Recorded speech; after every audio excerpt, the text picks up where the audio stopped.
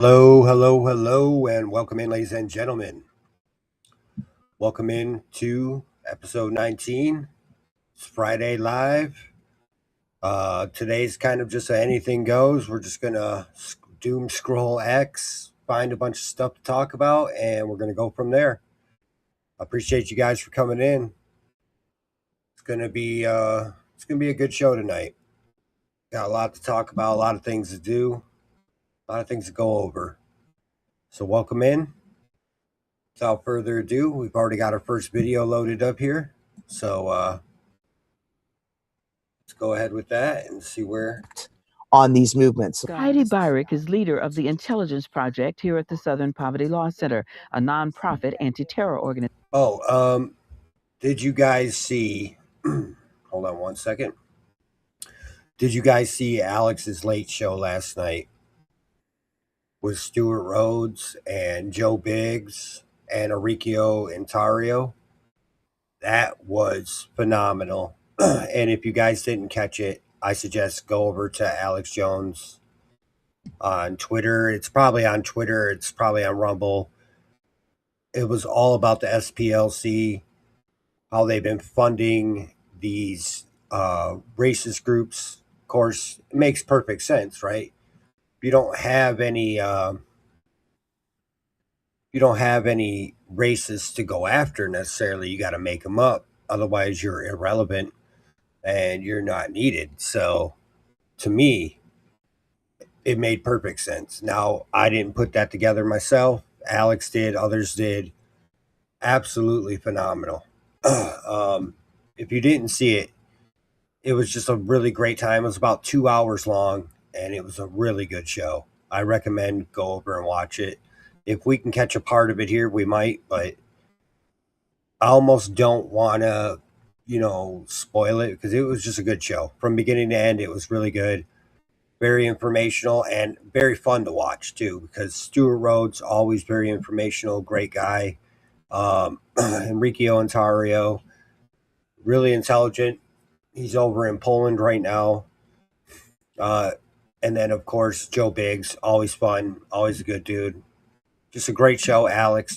Just honestly go check it out. You will not be disappointed.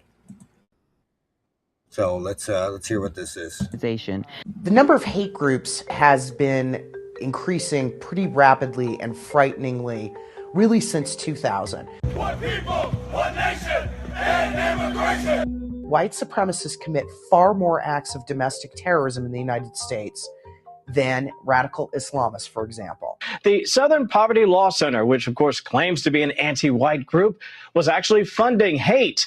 The feds say the SPLC used donor money to reimburse Klansmen from the KKK for cross burnings and even their notorious white robes.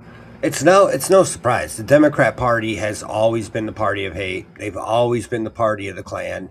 Robert Byrd, who was a part of the Democrat Party till he died, was a known Ku Klux Klan member.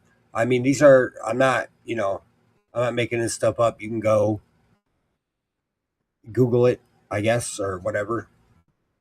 It's no surprise.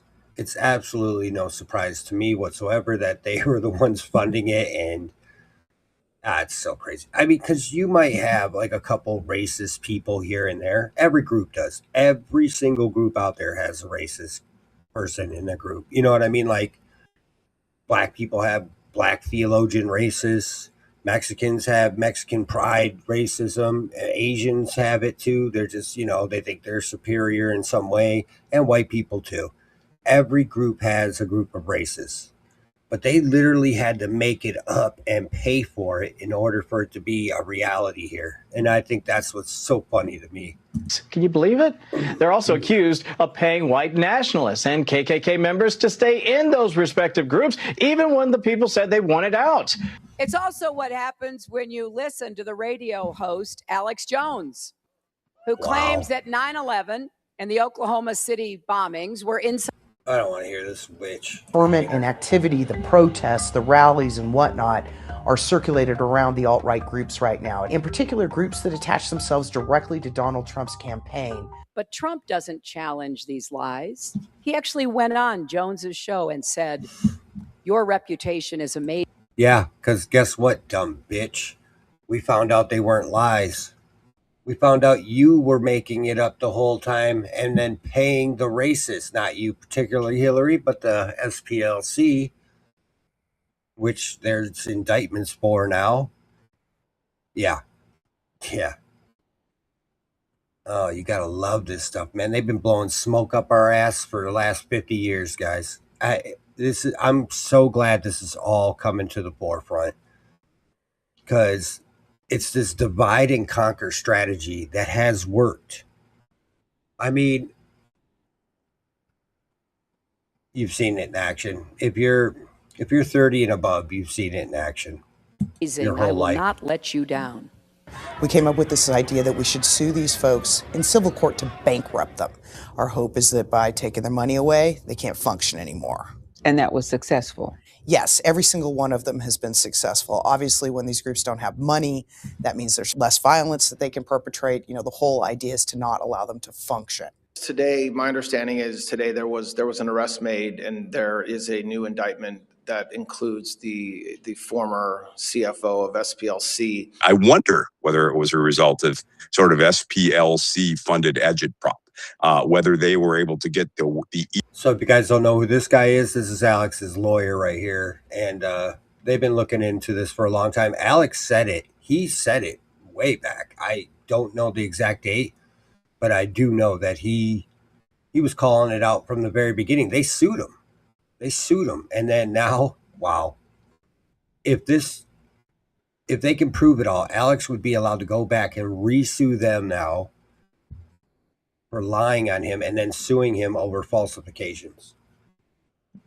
Ear of the Sandy Hook lawyers and say, no, there's more. This is next level government weaponization. And their goal was, and of course it's come out in court, they ran with the FBI, with the CIA, the operations trying to shut us down, the show trials, all of it. And the lady that's been indicted, the former head of the SPLC until recently, she on record honchoed all this, and she's under criminal investigation. She's already been indicted specifically for trying to infiltrate the Proud Boys, the Oath Keepers, and InfoWars to try to spur us to do something criminal or try to find something that we had done that was criminal. And as I told you years ago, the fake lawsuits against us were all about finding something. And then we had groups associated with them plant child porn on us, but we never opened it. And then when they reported it, the FBI said we were lawfare at its finest. That's so insane. To think that we have fallen that hard to the point where these groups pretty much ran paperwork with it, didn't even really try to cover this up. Thought that they could do these things to us and get away with it. It makes you go, where was the Republican Party during all this, and why did they not ever run any investigations? The more you look at it, the more you can't help but say, two wings of the same bird. They're in on it together, man. They almost have to be in a certain way. And I'm not saying all the Republican Party and not all the Democrat Party. What I'm saying is the upper echelon of those parties, they were running PSYOP games on us left and right. And they've been doing it, and they're still doing it. Look, they won't even pass Trump's Save America Act. I mean, that ought to tell you something. The Republican Party, they need to be dismantled and completely rebuilt in the way we want it. There's no way we can keep going forward with this party as it sits. I do agree with that. The more and more I think about it, we almost need a third party. I don't know if the Republican Party is worthy of saving at this point. What is it? What does it even stand for? Can anybody even say what does the actual Republican Party stand for at this point? What is its goals? What are its achievements in the last? Give me 25 years. What are the Republican Party's achievements? victims. I mean, this has been one hell of a fight. They sent in their infiltrators. They got one main one in who jacked into our surveillance cameras for over a year, and then nothing bad was there, but still leaked the one thing over having cameras in the building, in the hallways and exits, entrances, of me at midnight by myself walking around with my shirt off, smoking a cigarette with drinking a vodka. This is huge. And if this was happening to somebody else, it'd be a big deal. We already have the CIA caught on undercover camera, confirmed CIA, how they ran the whole thing, which gave us a blueprint to research in federal documents. And then we remembered, on the stand, the head of the FBI from Connecticut admitted that he went and orchestrated the lawsuits against us. Then we learned the DOJ illegally funded the lawsuits against us. The judges found me civilly liable or guilty, then had show trials produced by HBO. And the whole time, their main expert was the head of the SPLC. And now she's indicted, and it's illegal as hell for a private group or even the government without warrants to go in and internally try to destroy organizations and set people up. It's illegal even if they have warrants for the feds to do that. Obviously, there's going to be lawsuits over this, civilly, that's open and shut. We have way more than you even know. We have whistleblowers from the media, from the folks up in Connecticut, and also from inside of the government. Wow. That's going to be huge. That's... when this all unfolds, this is a huge scandal right here. Very big. Trump, I'm guessing, must have got at this new AG and told him, get in here and do something. Because Pam Bondi, what did she really do? She just went along to get along. And this is my opinion on her. She wanted in on that position for fame. And that's just my opinion. I don't know for a fact, but unless some things happen behind the scenes where she set this all up for the next AG, that's the only thing I could think of. Because what did she really do? Can we name any of her accolades, that she achieved while being the AG? I can't name any of it. So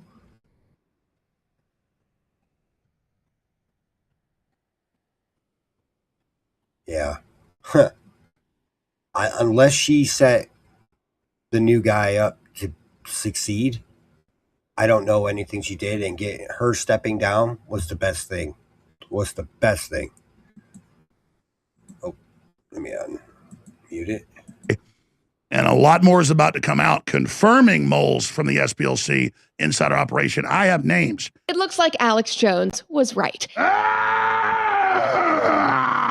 The bombshell that Kash Patel and the acting attorney general, Todd Blanche, dropped this week was that the SPLC, the Southern Poverty Law Center, the organization that for more than 50 years has committed to fighting for social justice and against racism and against extremism and violence, has actually been funding that racism, that extremism, that civil injustice behind the scenes. Stop right now. F-37 was a member of the chat group that planned the 2017 Unite the Right event in Charlottesville, Virginia, and attended the event at the direction of the SPLC. This individual made racist postings under the supervision of the SPLC and helped coordinate transportation to the event for several attendees. Between 2015 and 2023, the SPLC secretly paid this individual more than $270,000.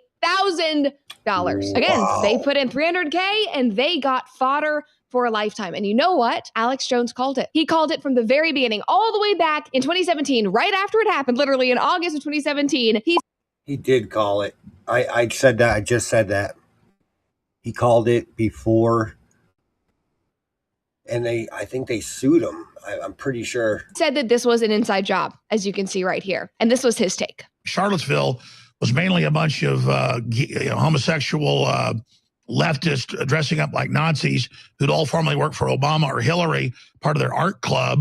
And then they lured a bunch of reporters there and some real white supremacists so the police could stand down and collide them into the folks. I pointed out that some of the same leftist foundations are funding the white supremacists that are funding real white supremacists in Ukraine. I got sued for that. And I said it was all part of the leftist. He did get sued for that. Yeah. That's what I thought. I thought he said that before.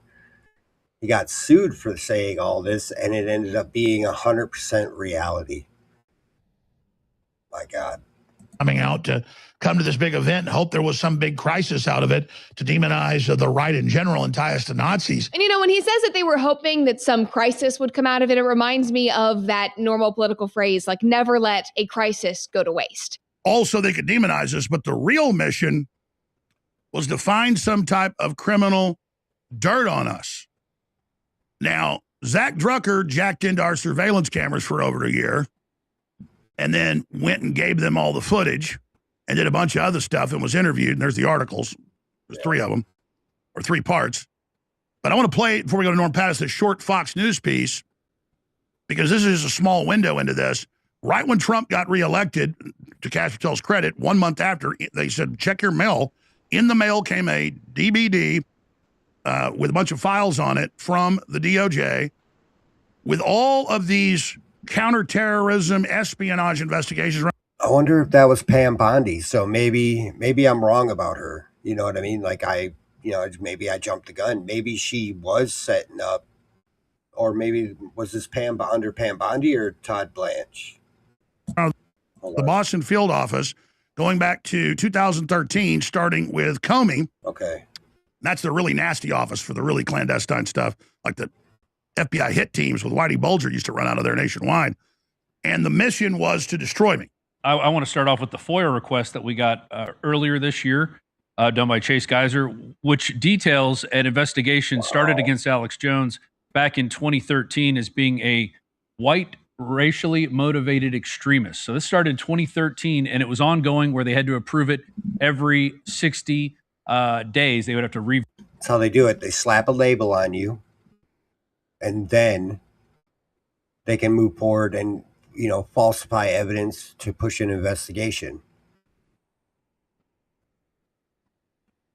And what criminals are these motherfuckers catching? They're making criminals up, and then just, wow. View it and go, okay, we're going to keep this going. So as far as we know, it's still ongoing. It's still on the books. And we got the FOIA request that the Trump FBI gave to us, and Kyle Seraphin, very famous FBI whistleblower who was in counterterrorism, looked at the codes on the documents. They're heavily redacted and blacked out. Right. And he said it was the Boston office. It happened right when Comey got appointed, 2013, under Obama, and was specifically running an counter-espionage operation against us, which is what they do when they try to do a dragnet to find some dirt, but can't do it inside of a regular criminal investigation. Just like when they subpoena all your records. They don't have anything on you. So they got to use your own records against you. And they don't just take what they need. That's why they say, give us your phone, give us your devices, give us everything. And then they go all the way back, as far back, as you have for information. And then they dragnet that forward. You know what I mean? And that's because they don't actually have anything on you. They had just enough to get that warrant, which a judge will sign a warrant for literally anything these days. It's ridiculous. And then they dragnet your entire devices, every bit of information you have to find whatever they can on you. And sometimes, and most of the time, from what I understand, the investigation isn't even about what they initially started off at. Now it's an investigation into your entire life. Wow. It's all got to quit. It's got to fall. This whole scam's got to come crumbling down on its head. And then we got undercover CIA admitting and undercover FBI admitting it. They admitted on the stand. The FBI chief counsel in Connecticut went and created the lawsuits against me. So this is all known. The DOJ funded millions of dollars to the groups to do this. That's all come out. You've seen us show you all that, the documents, all of it. Most of you know that Bloomberg and The Onion claimed that they bought us last November. We were shut down and it was a hoax and wasn't true. Remember all that?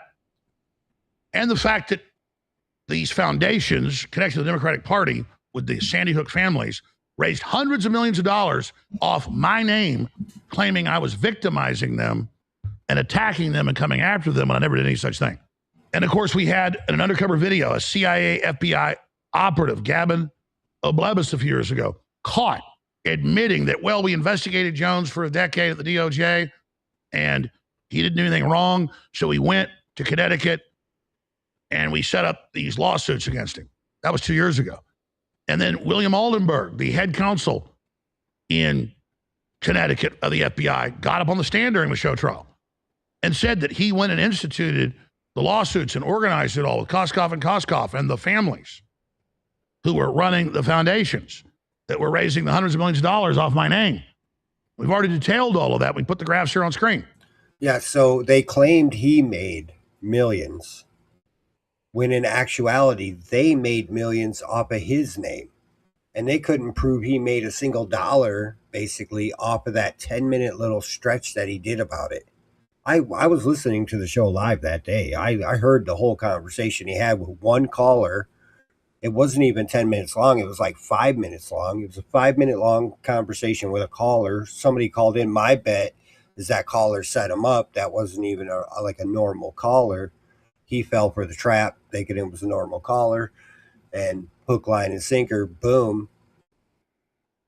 My whole thing, I'm pretty sure Alex has said worse things than what he said about that. But that was the gotcha moment for them. Yeah. That was a setup from the start. And that's what it was. It was a pure setup from the very start of it all. And they're going to fall hard. And they need to. This whole race baiting, this whole era of that, I've lived it my whole life. It needs to end. It really does. And everybody just needs to be held accountable for their actions as a human being and not with all these extras. Yeah, this is good. This is good because that means the house of cards is falling.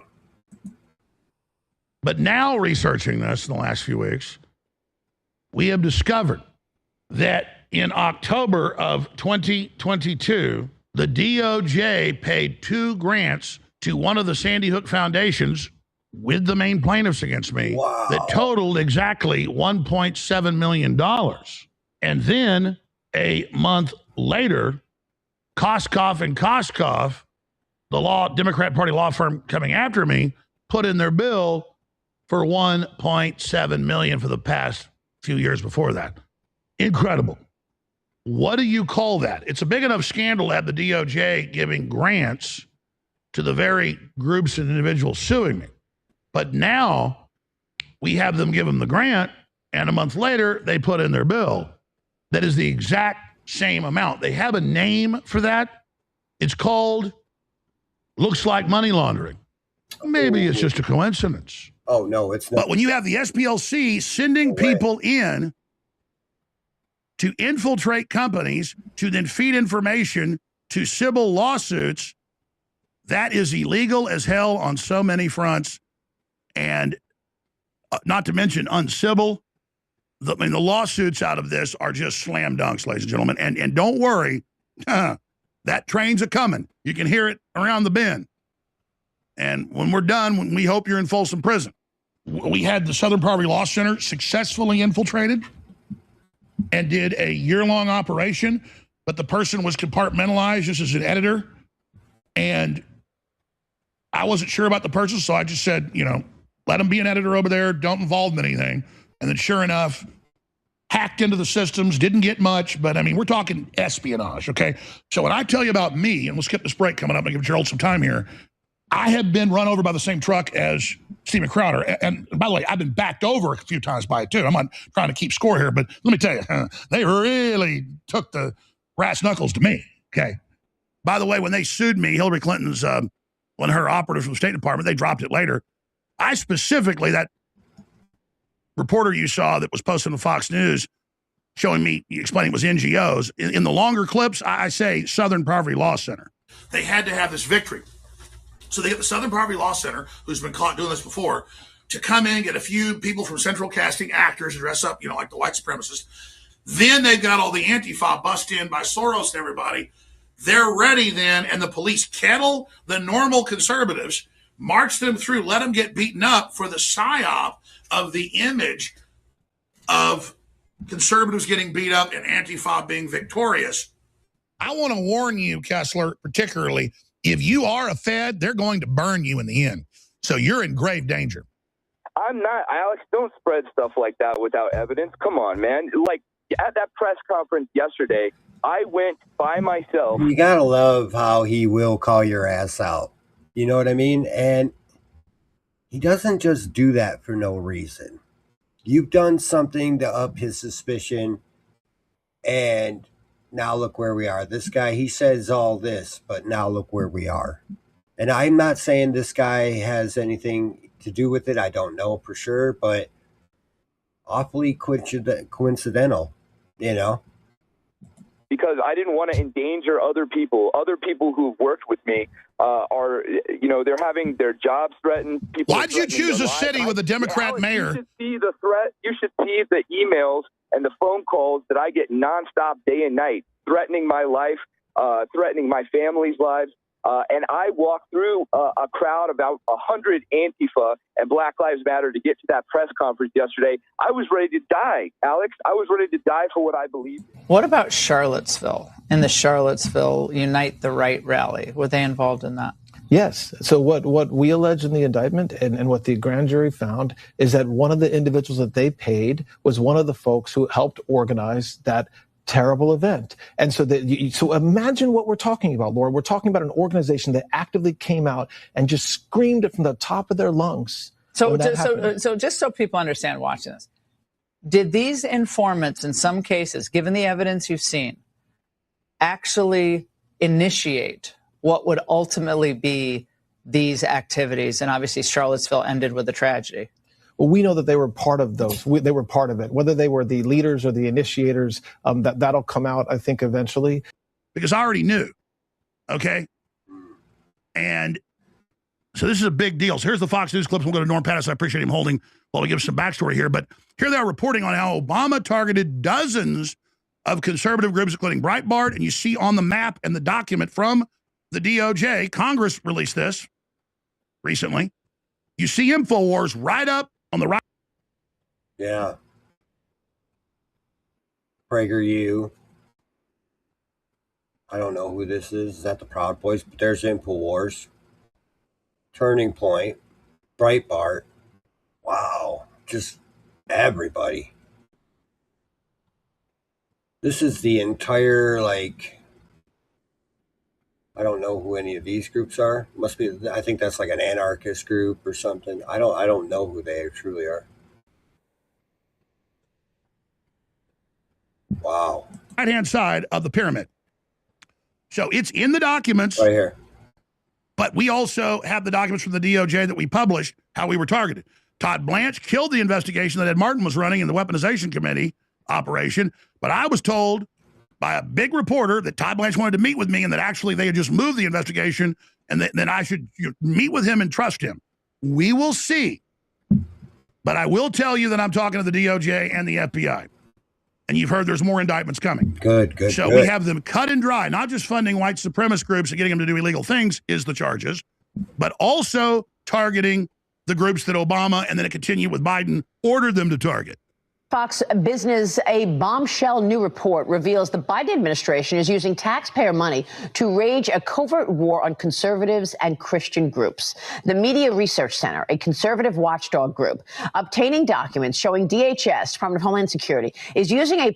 I didn't notice this before, but even Fox News was thrown in there. Bottom of the pyramid, but still, that's crazy. Program meant to fight terrorists, which includes groups like the Heritage Foundation, MAGA, Fox News, even the Republican National Committee in the same. Yeah, the Republicans, they're just terrorists down the bottom. But as you go up towards the more evil, let's put it back on screen. Pause, please. I'm in with Breitbart, PragerU, Proud Boys. Yeah, Proud Boys. Okay. Turning Point USA for destruction. Shut our sites down, take our banking away, don't let us assemble in public, outlaws. And I'm listed, and we got the DOJ documents. Now we know this lady who was the head of this operation, the SPLC, she was involved in the lawsuits against me. She was one of their witnesses. She was one of their experts. She was supposed to testify, but they got scared and pulled her. The SPLC put multiple operatives in. That's been confirmed. They've admitted it. It's now under criminal investigation. I can tell you that exclusively. And by the DOJ, she's been indicted. More indictments are coming, Todd Blanche said last week. Norm Pattis, that was quite the buildup, but just what do you want to impart to people? This is a pretty big deal. They're running scared right now. It's a huge deal. It reminds me very much of what happened with the Church Committee in the 70s when the whistle was blown on the COINTELPRO operations that the FBI engaged against the left. During the Proud Boys trial, for example, we had to fight very hard to get evidence before the jury that there were federal confidential human sources embedded in the Proud Boys. And we fought and started to win that battle. And our point was, if this was a planned event, the CHSs, the snitches would have known about it. One night when it was pretty clear we were going to get a list of names in front of the jury, a senior Justice Department official came up to me in the hall and said, "What are you looking for?" And I said, "I want to find out how many CHSs you had on the ground with the Proud Boys on January 6th. Why? Because I don't think there was a plan. I don't think you think there was a plan. And if there was one, all these eyes and ears on the ground would have found it." To keep me from asking more questions and blowing the lid off of that, we reached a stipulation. They gave us a number which we thought was reasonable, and we were able to argue that in front of the jury. I've always regretted that and wondered what it was we left on the table. The job was to defend the boys, not to be a journalist and uncover larger truths. But it told me there was a lot going on with CHSs. When I saw the Byrick indictment last week, I about fell out of my chair. You know, Heidi Byrick was listed as an expert on extremism, and they had tendered her, the Sandy Hook plaintiffs, as a potential witness in your case as an expert. So we took her. They always offer that deal. That's the thing. They always offer the deal. And see, here's the thing. Had he not took that deal and asked for the paperwork, he probably could have got the boys out of trouble, because then you could, just like what happened with Gretchen Whitmer over in Michigan, right? The FBI set that all up. They took a bunch of scaredy little high-ons and tried to turn them into some militant, they were going to go and take her hostage or something. And it flipped upside down on their stupid little heads, which I'm glad it did. But it just tells you they have to make shit up for it to be something, actually. And hindsight's 2020. I can't say it. You don't know what the court case was exactly, and don't know how long they were facing. So, but like he said, in hindsight, he wished he kind of didn't do it. Yeah, that's wild, man. Deposition, and she didn't do very well in my view. So I wasn't surprised that she didn't testify. However, I'm now reading, and I've heard from Nick Hasiafatsu, Nick the Hat out in Pennsylvania, that he's got an FBI source that is prepared to come forward and say that there were sources in your organization, Alex, that were beholden to InfoWars during the trial. And that just drives me crazy. I mean, what happened to you in that trial was unprecedented in American history, in my view. You provided tens of thousands of documents. You sat for hours worth of depositions. People, everyone close to you sat for depositions. The Sandy Hook plaintiffs were never persuaded that you were forthcoming with all the information you had, so they persuaded a judge to grant a default. Who told them you weren't forthcoming? I spent weeks, not consecutive days, but weeks of times over a couple-year period at your organization looking for all the documents that I could find. I didn't think that there was more to give than we gave. Somebody told the Sandy Hook plaintiffs that there were, and then they persuaded the judge that there were. The judge defaulted you, basically keeping from the jury the fact that you had complied with discovery, that you had in fact participated in the civil justice system, but instead told the jury you'd been found liable for causing harm. And the result was this eye-popping verdict that was untethered to the facts of the case. The investigation was on that.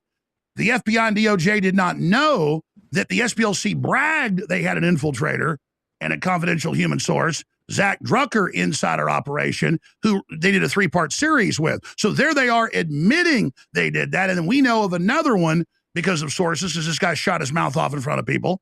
They don't know how many people we've got just everywhere. I was talking to journalists behind the scenes, and one of the first things that I said, and I said it to her in this particular article, and I went back and just reviewed it. It comes from September of 2022. I said that the demand for white supremacy in the United States, this is by the political establishment on the left, and then also the sort of hangers-on that go along with it, that demand for white supremacy vastly outstrips the actual supply for white supremacy. Which is why they had to make it up as they went along. You know what I mean? Like that was the whole moral of the story in the beginning, if you remember what I said. They had to make it up as they went along, because otherwise, if all this white supremacy doesn't exist and all this, nationalist, whatever, they have to make it up. Otherwise, they become irrelevant. So they did all that to stay relevant. They did all that to divide and conquer, because there's always a bigger thing behind it as well. You get the little stuff as you go, but there's always a bigger.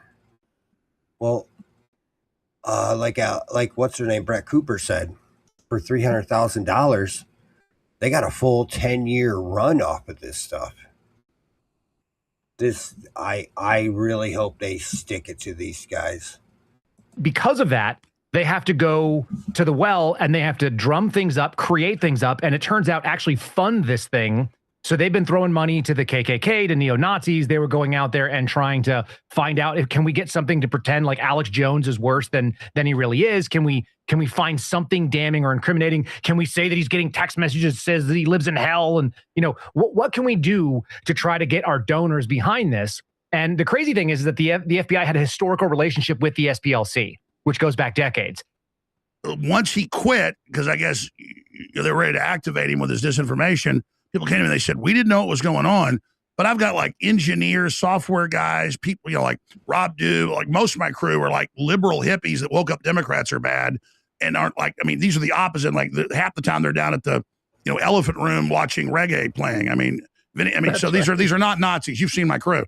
But the point is that this guy literally, once I saw the movie One Battle After Another, which is another leftist fever dream where the secret wall goes up and the white executives are all really Nazis. That's what this guy was doing the last few weeks or month. He's like, so I want to be let in on the Nazi stuff. I really hate the Jews and the black people too. I want to get them. And then people are like, dude, we're going to tell Alex your son, what is this? Well, I just hate N-words and stuff. But that's all they had. And they and jacking into our surveillance cameras and trying to break into computers, like they break into a computer and they find the secret Hitler codes or something. It's like they were really believing we're doing this when they're the ones financing and funding the real Nazis. It's insane. One of the dumbest ones I remember doing, there was a guy that he apparently was going to shoot black cops in Georgia, and he was an active duty military member. We surveilled him for 4 months maybe, and it wasn't just my team. My team rotated in and out. They had a full-time. I remember seeing that movie, by the way. And that's crazy. What he's about to say here next, because I've heard this, is insane. To spend this much money on like one guy who's not even making that big of moves. You know what I mean? Like, surveillance team that moved from where they lived, full-time residents for 3+ months on TDY, to a hotel. It's $10,000 per shift to do full-time surveillance like this, and they had 2 to 3 shifts on this guy for 3-4 months. So they spent millions of dollars to follow him around. He was a nobody in the military. He was a E4 or below. I'm going to be kind of vague about it. He had no ability to actually project force. He was still following the rules of his command. And then the best part was they actually sent an undercover agent at him, and the agent sat down with him and had dinner. And we surveilled the meat at the dinner. We had mics in at the table, all this kind of stuff. And they're like, "So, are we going to go kill the N-word cops or whatever?" And he was like, I just want to kind of get out of the military and just like go get a girlfriend and maybe a job." And that's the guy they spent millions of dollars surveilling. Wow. Like I said, to surveil one guy, instead of being on the streets actually going after gangbangers, drug dealers, real motherfuckers out here actually doing stuff, this is what they chose to spend their time on and their money. Our money, by the way, because we pay their salaries. So, yeah. Wow. This whole house of cards needs to come tumbling down. And we absolutely have to revamp the Republican Party. We don't have a choice.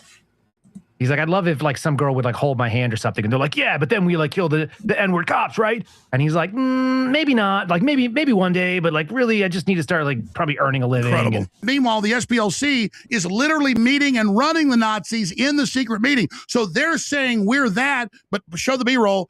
They're the ones having one battle after another, actual meetings with the white supremacists and running them. So what they say right. we are is them. It's totally insane. Sorry, go ahead. Well, it's confession through projection. When you do nefarious, weird things, then you assume everybody else does. In the law enforcement world, sometimes we call it guilty knowledge. I had a buddy who was a street cop for a long time, and he would always try to teach new surveillance agents this. He's like, look, you're watching people for a living. You're sitting in your car, spying on other people, trying to build a criminal case on them, and you know that. So you cannot unknow what you're doing there. But nobody else looks in the car and goes, oh, I bet that's an FBI agent who's spying on me. What they do is they're like, what's that guy there? What's he doing? So when people come up to you and you act natural, you can get away with it. But you always have that guilty knowledge that inside your job is to hide stuff. And that's what these people were doing. They were hiding things. They were doing nefarious stuff. They were running the organizations that they were funding the organizations they were ostensibly trying to wipe out. But guess what happens if you wipe out white supremacy, Alex?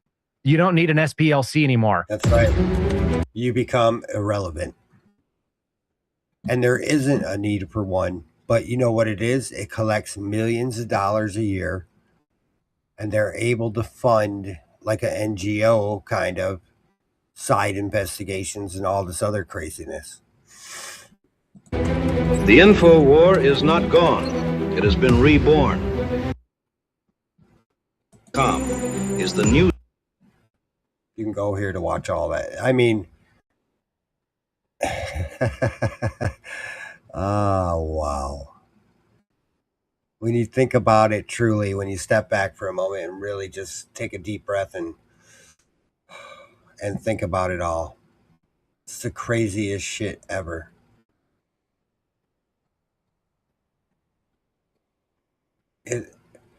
Wasting taxpayer dollars, wasting their own time. Well, I suppose, they're getting paid. It's not really a waste for them, but wow. Millions of dollars to follow one guy around when they finally come to the realization all he said was, no, I think I need to go get a girlfriend and a job. Oh, wow. That's crazy. This whole thing is nuts, man, and I hope Trump rips it open to the point where they cannot sew it back together. The SPLC, that has to fall, man. That has to go away. That has to fall. We need to get rid of this whole race baiting apparatus. It's the only way we're going to truly take this nation back. We have to destroy the divide and conquer system that they've created. And they're using their law enforcement, their so-called law enforcement, to back it all up. It's so crazy. Like, how?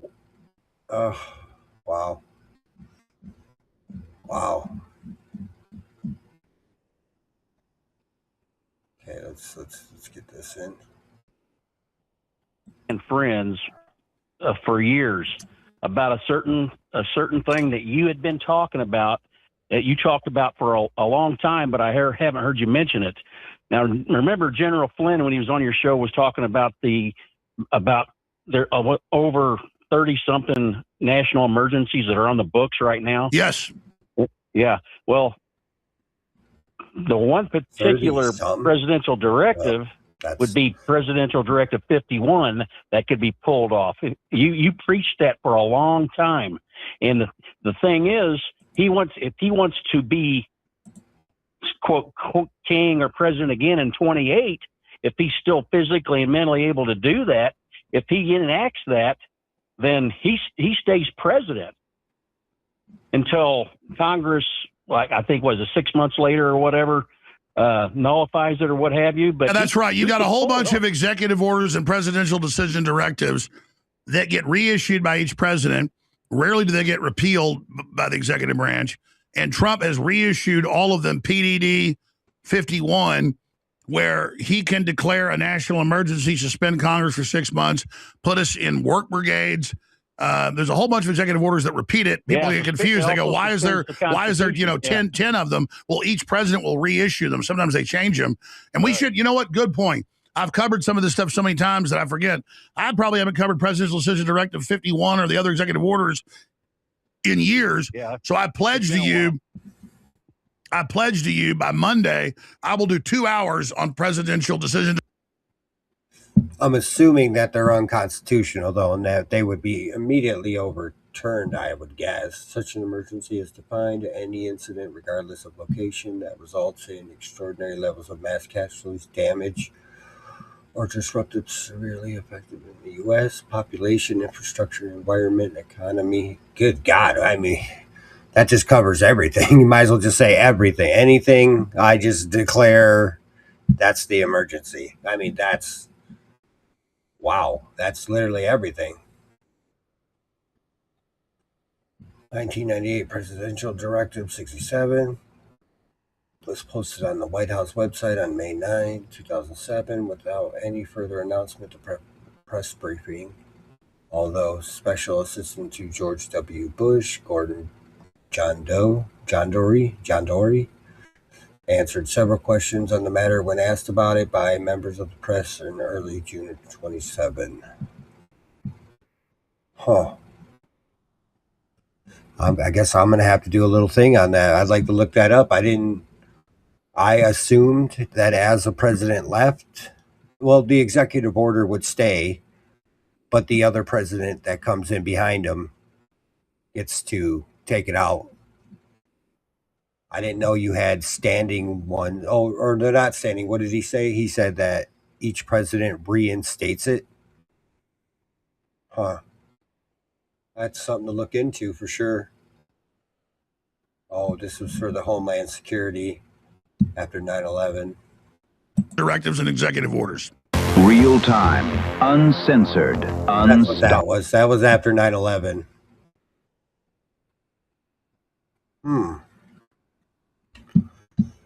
I guess that's some little homework I can do, and then check into that, because I had no clue about those. Honestly, that's something powerful. You know, I'm not steering you wrong. He's just talking about what's Trump. Mister, let me have that. So here are some headlines in Carolina. I got to stand next to her. I feel so good with her. These are incredible headlines that just came out over the last 24 hours. It's probably easier if I show them to you than reading them. But basically... Wait. I thought she was gone, or is this before she left? The biggest refunds ever given on taxes. That's big. Trump bump. Tax refunds jumped 17%. American tax refunds increased by $43 billion. That's money that the government is giving back to the people. $43 billion. FBI had the biggest violent crime drop in 90 years. These are today's headlines. Trump administration marks 15 straight months with zero border releases as apprehensions.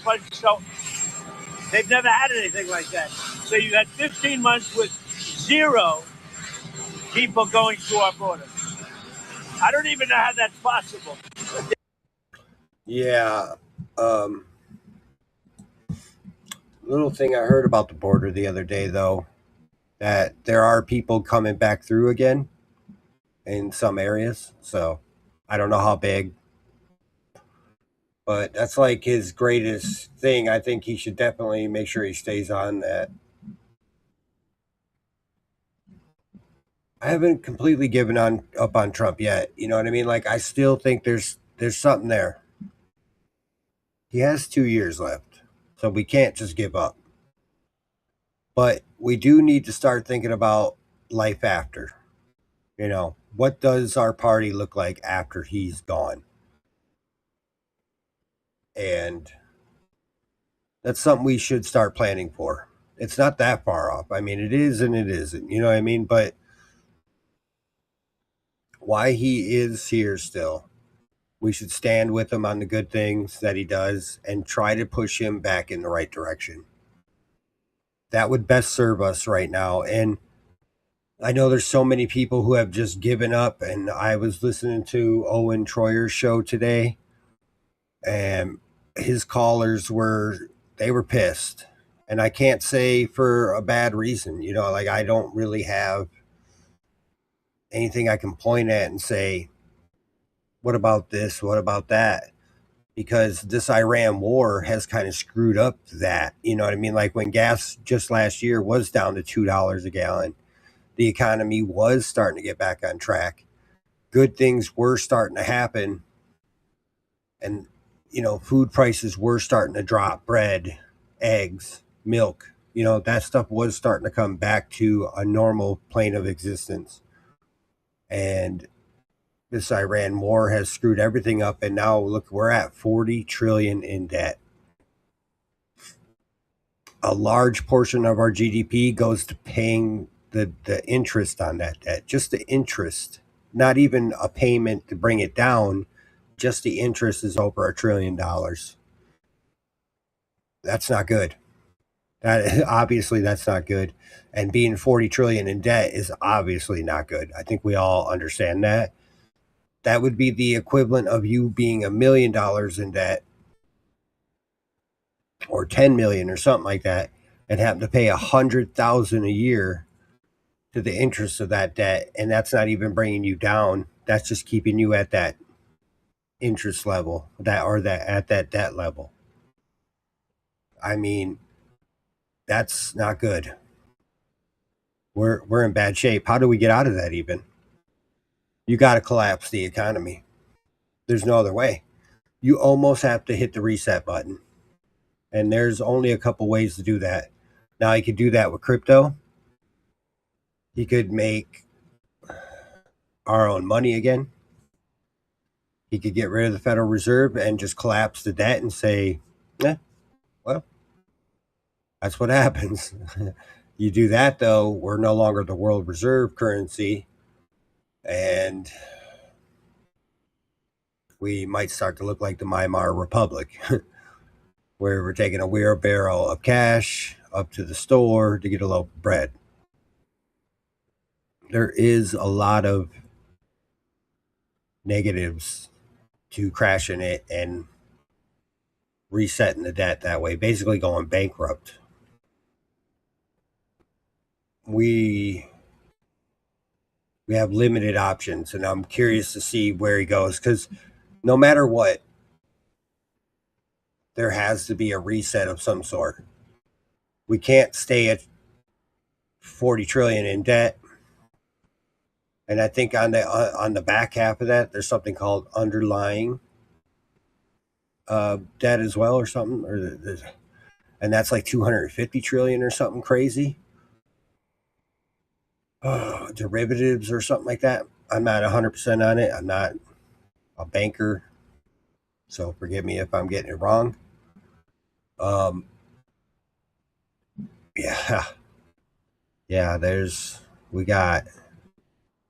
We got very limited options here. Crypto, he could do this. He could just say, well, we're making an American money. $1's worth a dollar here in America. I don't care about being the world reserve currency. And everybody in America, you're going to accept $1 for $1. And that's it. And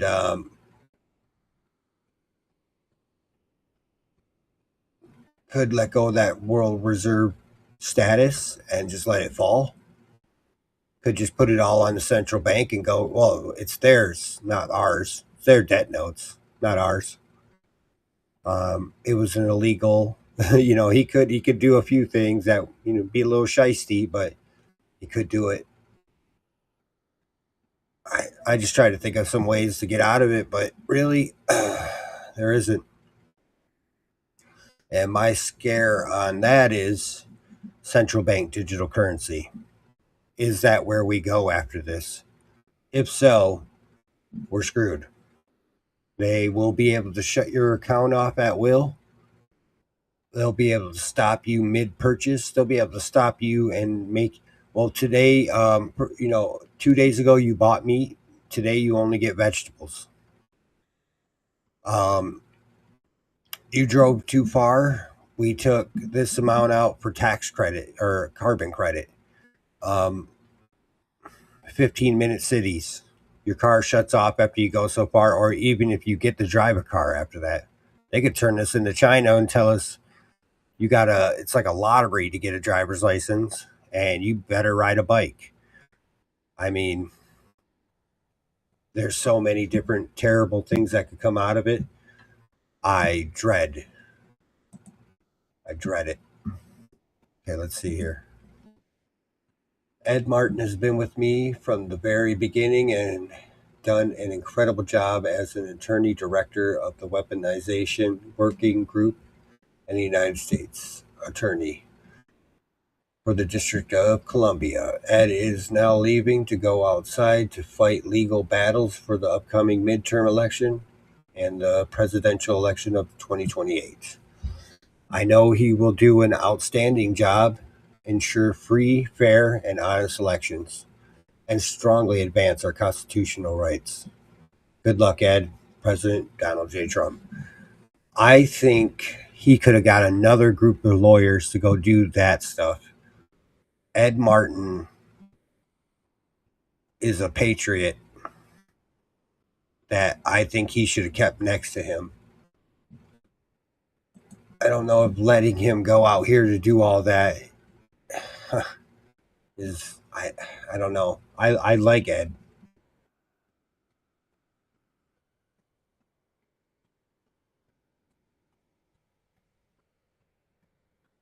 Eerily.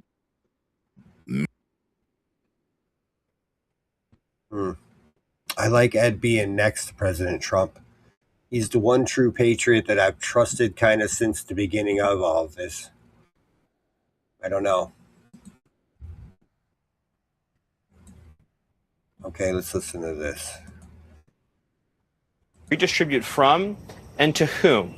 The fundamental mistake that Republicans and conservatives make when talking about and dealing with socialists is assuming that we're having a rational, good faith conversation about the distribution of assets in this country. In other words, there's a group of people who all love America, who love Americans, who love the people who built this country, who love the middle class, and we're having a rational, good faith conversation about who should get what in this country and in what amount. You, who sublimated your own desires. There's a group of people who all love America, who love Americans, who love the people who built this country, who love the middle class, and we're having a rational, good faith conversation about who should get what in this country and in what amount. You know that famous expression, right? A rising tide lifts all boats. Having that conversation assumes that you are talking to somebody who cares about everybody's boat equally. Which we all know that they don't. We all know that they don't. Given how they attack us, assault us, talk down to us, call us Nazis, call us everything under the sun, while being that very thing they're talking about.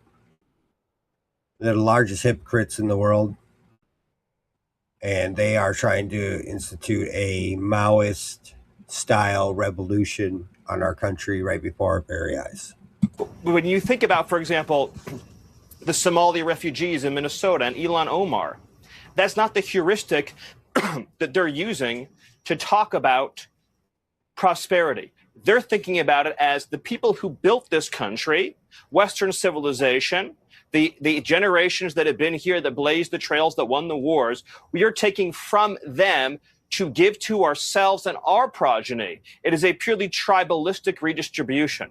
So in other words, the foundation of DSA, of the modern Democrat Party, of Democrat socialism, Marxism, in all of its forms. In other words, what unites the jihadists, the Islamists, the open borders crowds, the Democrat socialists, the radical leftists, what unites them all is saying that you American, you who built this country, you who sweat and toil and sacrifice created this country, you who sublimated your own desires so that your children and their children could have something better, you don't deserve to have security anymore, physical safety, economic safety, these jobs, this country, this education system. It doesn't belong to you. So when you think about, for example, public schools, half of kids in New York public schools can't speak English properly. Why? Because 40% of New York City public or New York State school students are either migrants or the children of migrants. They're redistributing education from the tax-paying base to newcomers. It's driven not by a belief in Karl Marx, a hatred of the West and the people who... A hatred of white people. How can you? I've never understood this. If I went to somebody else's country, there's no way I would expect to live longer than a day. If the first thing I started saying to them was, you're racist, you stole this country, it's not your country. And by saying all that and calling you colonists, but aren't you the new colonists then? It's so hypocritical and so insane. And just to come to another person's country, I don't care what color their skin is, and just to call them a racist in their own country. Well, yeah, it's my country, stupid. I didn't come to you, you came to me. How about go back to where you are from? Like, what? That doesn't make any sense. I could never fathom going to another person's country and saying all that to them. I guess in my heart, I think I feel like I'd be dead within a day. That'd be so out of pocket to say something like that to them. Like you go to another person's country and you say that to them. No way. Literally sat there and seen this for myself, and I've literally had them offer me all the money to sell out, and it's been a pleasure not to do it. Yes, that's correct. You heard correctly. We are having the man, the myth, the legend, the one and only Alex Jones as the keynote headline speaker at our 2026 NXR Studios Christ is King America After Trump conference. This is happening November 12th, 13th, and 14th. That's a Thursday, Friday, Saturday, the year of our Lord 2026. It's coming up just in a matter of months. At this point, it is less than 3 months away. Alex Jones is going to be there. Promo code is Alex Jones, one word, all caps. You'll get 20. I wish I could go. I would love to go to this. I think they would sell so much more. I hope they do it live. You know what I mean? Like, I hope that the goal here, I would think, like, set it up for like a pay-per-view or something, like a $5, like $5, $5 pay-per-view or something. Put it behind a pay line online, like on Alex's show, on your show, on his show or whatever, and put like a $5. I'd pay $5. I would love to watch this. It'd be great. I hope they do it live too. % off, takes the price from $250 down to $200 flat. You go to newchristianright.com/conference. newchristianright.com/conference. You need to register today because seats are filling up quickly. This is going to be a jam-packed conference and we are stoked. That said, we have an interview. That's what we're doing in this episode. I have a full interview with Alex Jones himself talking about why this conference is necessary, why this movement, this new Christian right must be distinctly Christian. Christ is King, but it also must focus on America after Trump, a post-Trump America. Yeah, America after Trump. You know, because that's where we're going to be. Oh my God, dude, I hope that they stream this because there's no way. How do you do this big event and you don't stream it? Come on, man. Like, I'm in. Like, I pay $10.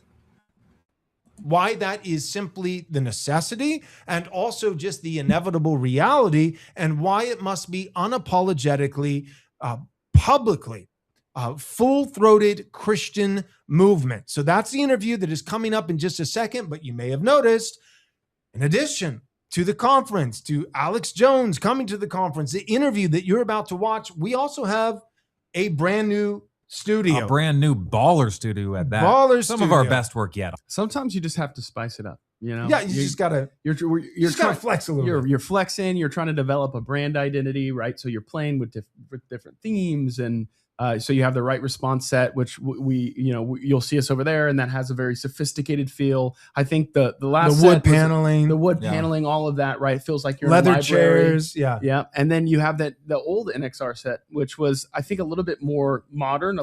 Here's the problem: we did that paneling from Home Depot, and then every other saw podcaster it in the everywhere. world In the picked world. up their binoculars and said, "Write that down and do that." Yeah. So and then we're sick of the paneling, right? Sick of the paneling, and I like to think this is some kind of hybrid of whatever that is. If you try to like introduce some modern flair to, this is somewhere in between the classic right response set that we've had for years now that feels like an Oxford study. I mean, it's got the custom wood paneling, the leather chairs, the bookshelves, all that, and then the modern paneling. But we do have it's all gas, no brakes. They can't stop him, right? The Onion is suing him and taking over, the influence. And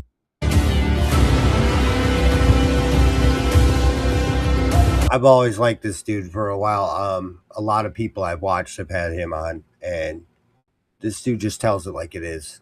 No holding back, no holds barred. Dude, I would pay, seriously, $10 to watch this event live, easily.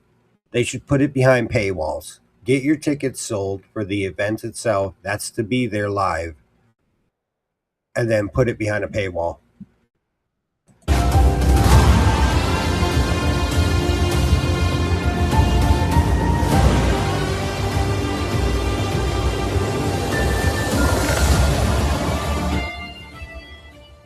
all right, here it is. This is the interview. It's happening right now with the man, the myth, the legend, the one and only Alex Jones. Alex, thanks for coming on the show. I better do a good job with that intro. Yeah, you predicted 9/11. You nailed it when you said the frogs are turning gay. That's a fact. We are so honored that not just that you're on the show, but you're going to be at our conference. And I think first question I wanted to pose to you is, this is November 12th, 13th, 14th, Crisis King, America After Trump. You've been pretty outspoken. I mean, you've been an outspoken Christian. And at the same time, you were early MAGA, big supporter of Trump, in some ways helped get him, especially his first term, across the finish line.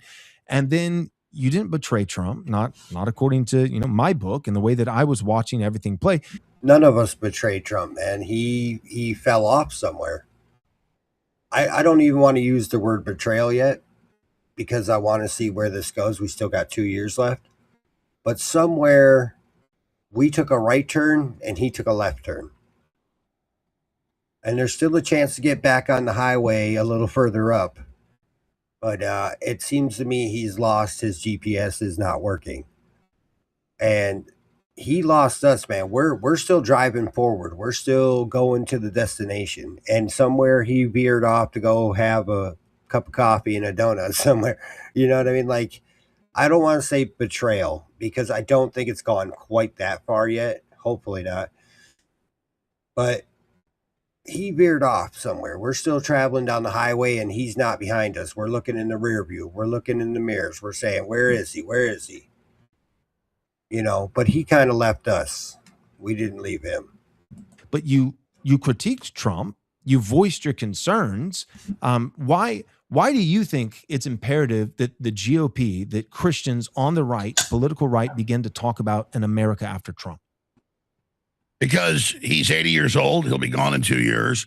And with the insider trading and Truth Social, $100,000 will give you insider information in the stock market. He's going to pardon his whole administration. He says he has. And just the direction he's gone with, a year ago, saying you're not MAGA, Epstein doesn't exist, Howard Lutnick being caught lying about it all. I don't think he ever did any of the things with kids, but he has joined that conspiracy. And the Democrats go, oh, look, you admit you were wrong all those years.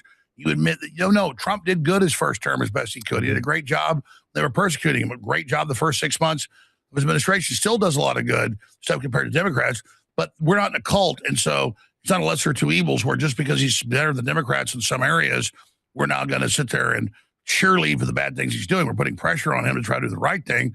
Right now he's making some noises about decoupling and not letting Israel run the country. He's not endorsed Netanyahu, for his prime ministership, a new run. So some good things are happening. The Israeli ambassador to the U.S., that's really what he is, Mike Huckabee, has come out and said there's genocide against the Christians. It's unspeakable terror by the Israelis. So Trump's definitely made a turn I don't know that we followed through on, but that's because of pressure we put on him.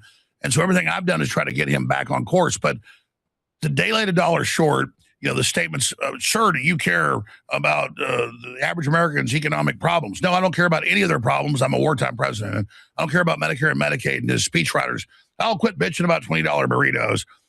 If Podesta the head of the DNC, could possess Trump to say and do things to hurt us in the midterms, he's done it. Mm-hmm. And now they've kind of figured that out. But at the end of the day, it is the logical thing to do to say he was a great beachhead. We got a lot of gas mileage out of him. Let's be realists. What is the future post-MAGA? And I've always said I support Make America Great Again, but I was never Make America Great Again as my core principle. It was make America free and just and prosperous and closer to God than we had been previous. That's really the thing we need, is be back to God and, repent and seek God's face and, truly get a reprieve. And so everything is post-Trump. Everything isn't just the debate we were at a week ago about MAGA versus America First. That's kind of the debate happening now. But the next debate that should be already happening, that we're really kicking off now, is what is post-MAGA? What do we do? Because Trump isn't who we are. Yeah. He, like a surfer, rode in on a wave that our movement that was creating the tides, like the moon does, brought in.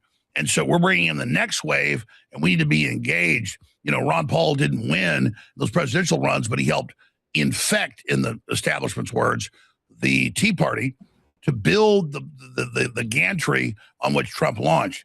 And so we're back to the next wave coming in. What is going to be the surfer on that wave? Yeah, who's next after Trump? You know what I mean?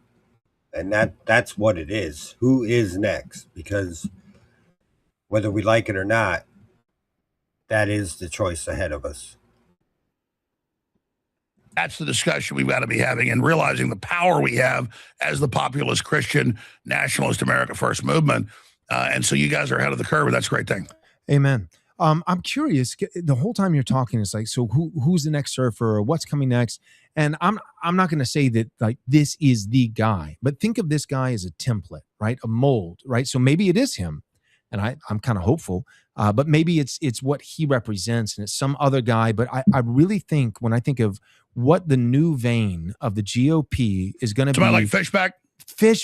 I just feel like when I think of, if I'm trying to watch Fishback's campaign, I got to campaign with him on the ground in Florida, speak at one of his rallies. We've had him on the show 7 times. I mean, we're all in on Fishback. And when I look at him, I understand Trump was a greater degree. He was running for president. Fishback's running for governor of Florida. But when I look at him, prototype, this is the type of guy I totally agree. Right? That's smart, unapologetic, and that's the future. I think not so. Going back to, because they've tried to get rid of the MAGA that's been tainted and say it's rebooted back to neocons that has literally been dead for a decade. Yeah, the future is something like Fishback. It's something like Fishback, and I could deal with that. If you guys don't know who Fishback is, check him out. I mean, this guy, he only got 10% of the vote against Byron Donalds, but excuse me, he did it with little to no money. He did it by the old school way, door knocking, going to events, talking to people. I mean, Byron Donalds had, what was it, $100 million backing him from the GOP. Fishback had nothing. Donations.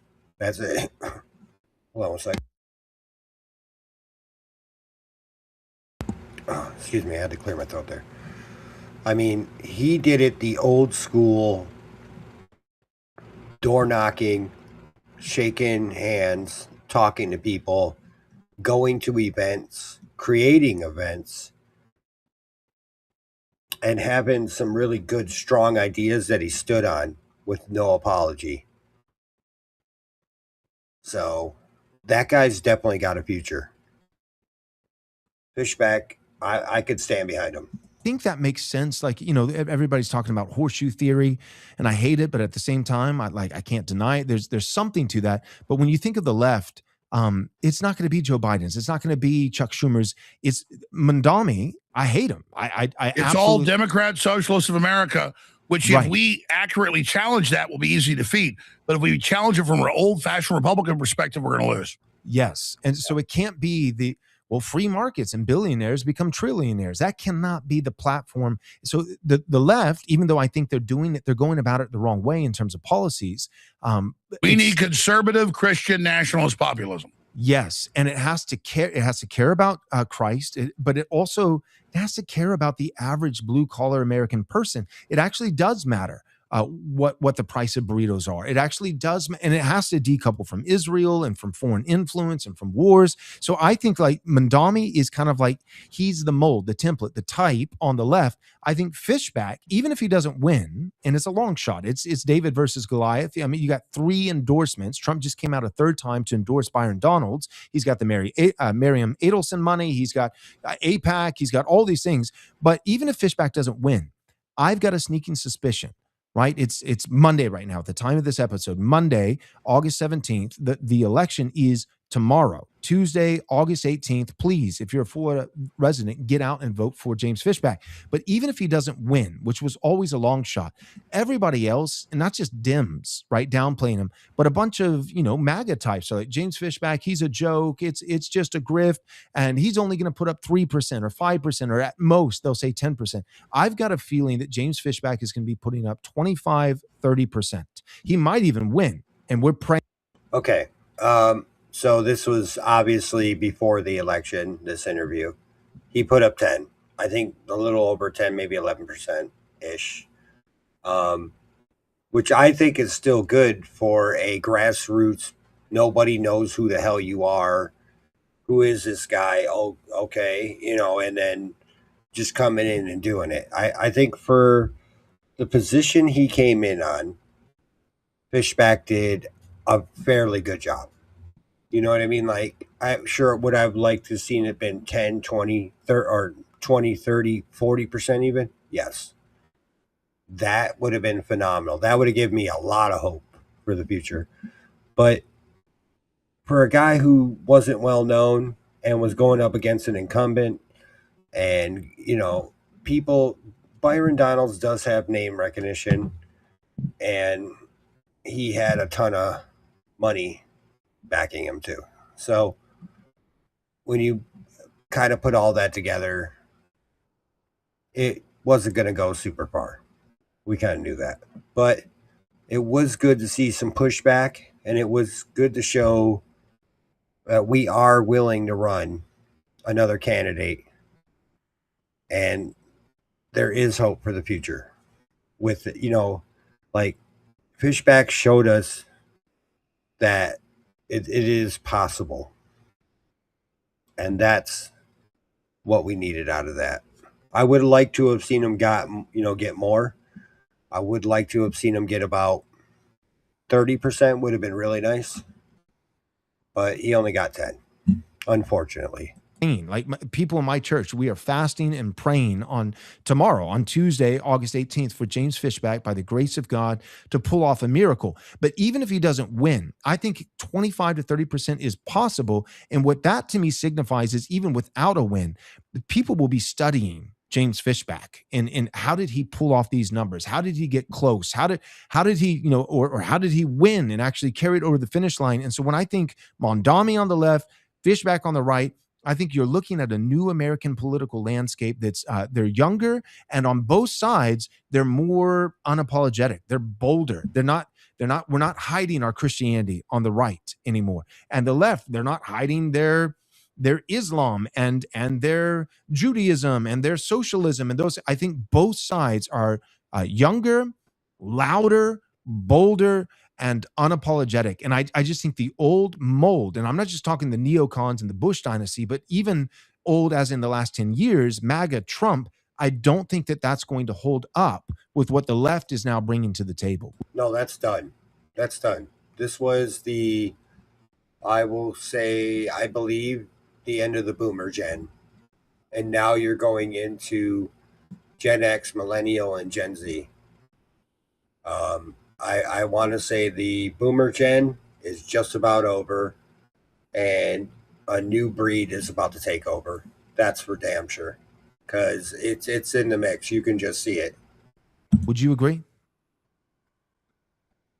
I watch the show all the time. Been watching it for years, but particularly since Harrison has been working with us. I remember Harrison about 6 months ago said, "Can I go work with these guys?" I said, "Great, they're wonderful.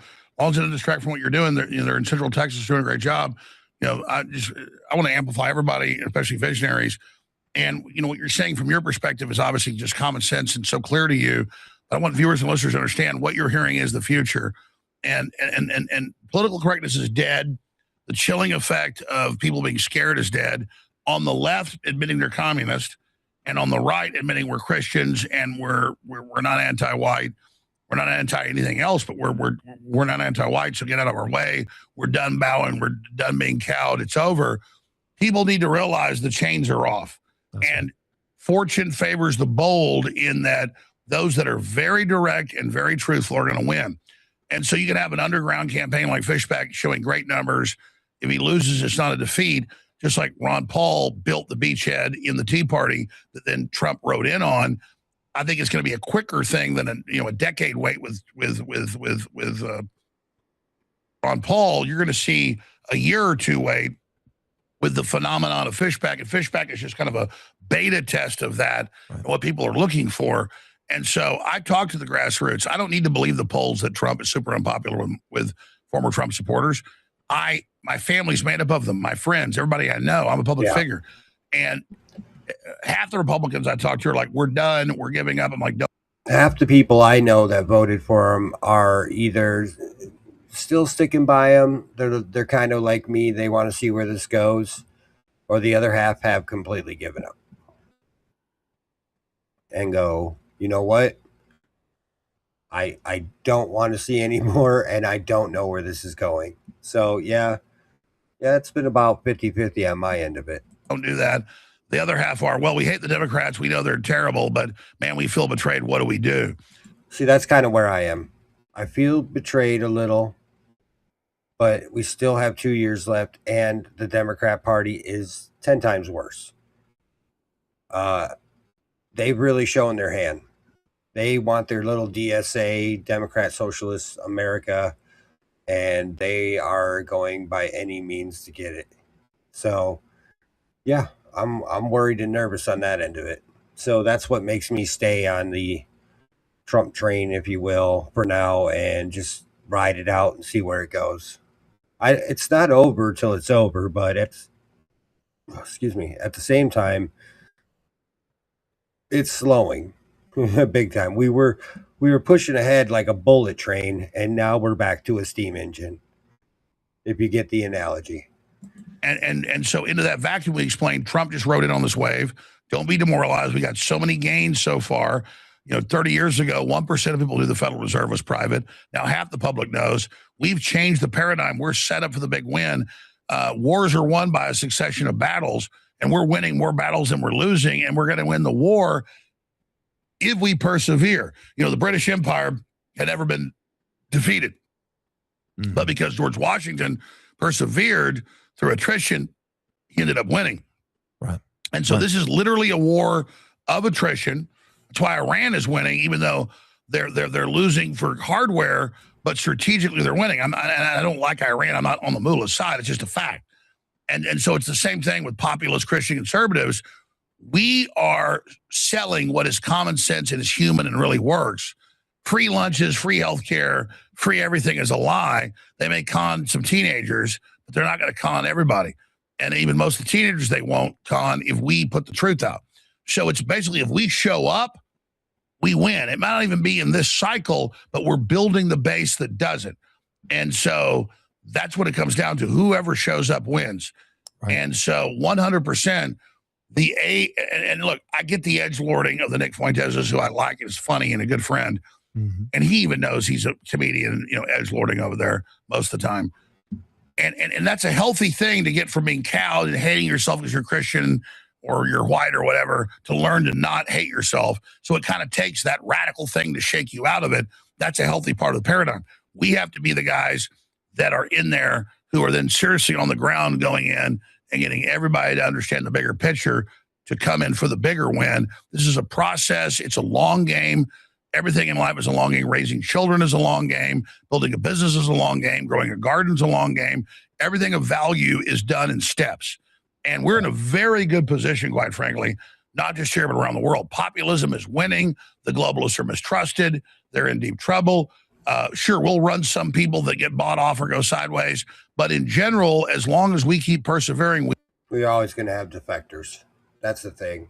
Not everything is 100%. So even if we show up and we're 75% capacity, there's a good chance we win. And people have to have that long game view. The communists, the leftists selling total tyranny and stuff antithetical to human nature, they win because they're committed to a long game. If we commit to a long game with the common sense, godly program we were given, we're unstoppable. I mean, So it's so simple. We go long game. We infest the institutions. We become the lawyers, the doctors, the scientists. We run for dog catcher up to mayor, up to governor, up to and support the president. It's unstoppable if people stop trying to think of things as a pull through McDonald's. Okay. I got to get going, guys, but you can go here and watch the full interview. It's on the Alex Jones on X here. And it looks like it's also on InfoWars on X. And it's probably on Rumble, too, my guess. All right, guys. Thank you for coming in. I appreciate you. Much love. I might do a Saturday show tomorrow. Just like a little special Saturday show. Just sit down, talk, a little conversation. See where it goes from there. I got to work both my jobs tomorrow, and I got to do laundry, so might be a little bit later than normal, but I'll be here. Appreciate you guys. Much love, man. Have a great Friday night. I know I'm gonna go enjoy some food here, and then get ready to go to bed here pretty soon after I take a shower. So I can go to work in the morning. So anyways, guys, I appreciate you guys. Much love. Thank you for coming in and enjoying my little chit chats, whatever you want to call this little podcast. Appreciate you. Much love. Sundown Entertainment on Rumble, at KJ1116 on X, and Distorted Perception on YouTube. You can see it all on the banner here I got up top here. So I appreciate you guys. Thank you for coming in. Go enjoy your Friday night, and I will more than likely talk to you guys tomorrow. Okay? Peace out. Much love.